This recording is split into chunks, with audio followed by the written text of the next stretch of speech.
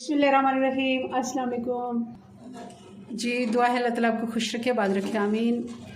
आज जी हमने बनाए हैं बड़े के पाए। बहुत ही मज़े के ये बन के तैयार होते हैं। आप दावत हो या फिर संडे लंच में भी आप इसको बना सकते हैं और सबसे बेहतरीन इसका नाश्ता होता है। चलें इसको बनाना शुरू करते हैं। रेसिपी पसंद आई लाइक कर दीजिएगा जी। तो इसके लिए एक पाया हमने ले लिया बड़े का, भैंस का पाया है। और इसको अच्छे से पहले ये आप देख रहे होंगे किस तरह अच्छे से ये जला हुआ है। पहले इसको जलाना है, या फिर आप जहाँ से लेते हैं तो वो भी तैयार शुदा भी देते हैं जलाकर।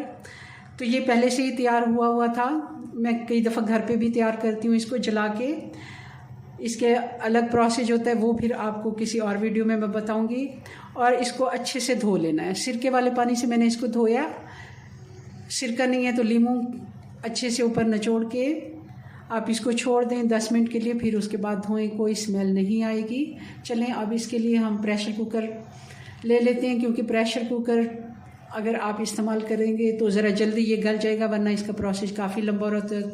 आजकल गैस वैसे भी महंगी है और गैस का बिल आता है, तो इसलिए हम वही काम करेंगे जो आसान भी हो और हमारे लिए फ़ायदेमंद भी हो। हम इसको प्रेशर कुकर में गलाएंगे। ये मैं प्रेशर कुकर में शिफ्ट कर देती हूँ। इसमें कुछ मसाले डाल देंगे। ये 1 टेबल स्पून सौंफ है, 1 टेबल स्पून जाएगा सूखा धनिया, 2 ये काली इलायची, बड़ी इलायची भी इसको कहते हैं, और 1 बादियान का फूल है, ये डाल देंगे। ये 5 से 6 लौंग है, ये चले जाएंगे। और 1 स्टिक दालचीनी के 2 हिस्सों में तोड़ के मैं इसको डाल देती हूँ। और कुछ थोड़ी सी ये काली मिर्चें साबुत, ये भी डाल देंगे। 1 टीस्पून हल्दी पाउडर डाल देंगे, 1 टीस्पून नमक, और 1 साबुत वाला लहसुन है, इसको धो के डालना है। इसके ऊपर मट्टी वगैरह होती है, अच्छे से इसको धो लिया मैंने। ये ऐसे साबुत ही डाल देंगे। मीडियम साइज़ के 1 प्याज है, जिसको 2 हिस्सों में मैंने कर लिया है, ये भी डाल देंगे। और पानी डालेंगे हम 2 से 3 लीटर। 3 लीटर मैं पानी पूरा ही डाल देती हूँ, क्योंकि हमने इसकी यखनी जो बाकी बचेगी वो हमने शोरबे में इस्तेमाल करनी है, जो हमें शोरबा बनाना है।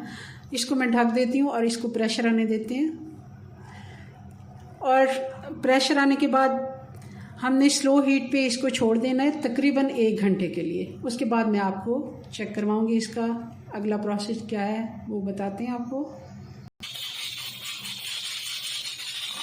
जी। तो प्रेशर कुकर को अच्छे से ठंडा करके हम खोल लेंगे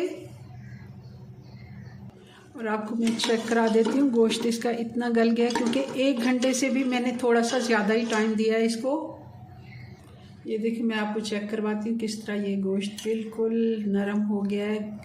पाए अच्छे से गले हों तभी ये अच्छे बनते हैं।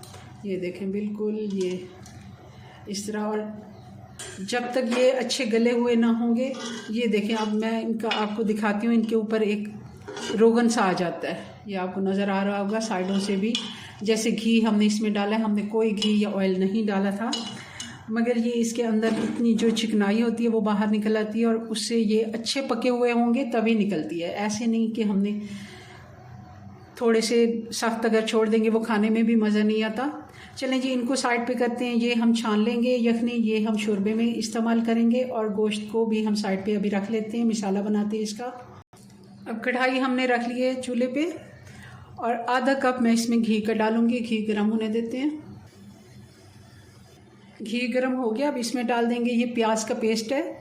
ये 2 मीडियम साइज़ की प्याज थी, जिनको मैंने थोड़ा सा पानी डाल के इनका पेस्ट बना लिया।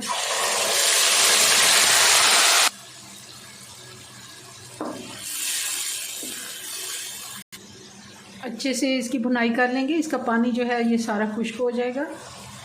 थोड़ा सा इसका जैसे कलर चेंज होने की तरफ जाएगा, तब हम इसमें बाकी के मसाले ऐड करेंगे। प्याज को अच्छे से हमने फ्राई कर लिया, पानी इसका खुश्क हो गया। अब इसमें डाल देंगे ये अदरक और लहसुन है, ये 3 टेबल स्पून है।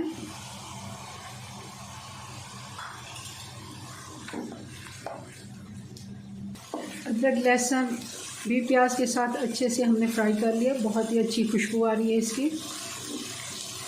अब इसमें डाल देंगे 2 बड़े टमाटर, इनका पेस्ट,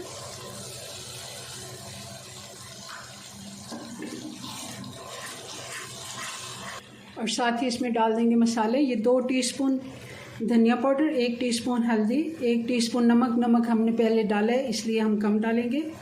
और 2.5 टीस्पून मैंने इसमें लाल मिर्च पाउडर डाला है, 2 टीस्पून से थोड़ा सा ज़्यादा है। 1 टीस्पून ज़ीरा पाउडर। ये सारे मसाले हम इसमें डाल देंगे।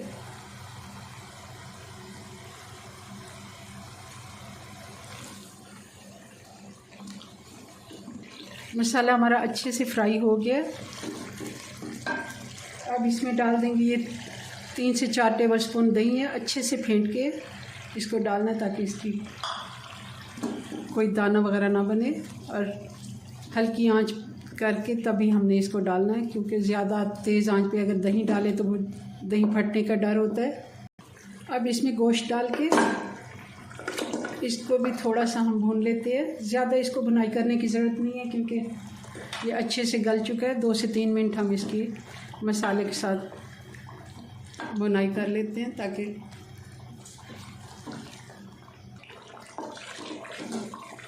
जी। तो इसको 2 से 3 मिनट हो गए हैं। ज़्यादा हमने इसकी भुनाई नहीं करनी क्योंकि ये काफ़ी गला हुआ है। अब इसमें डाल देंगे जो हमने यखनी अलग से नितार के रखी थी।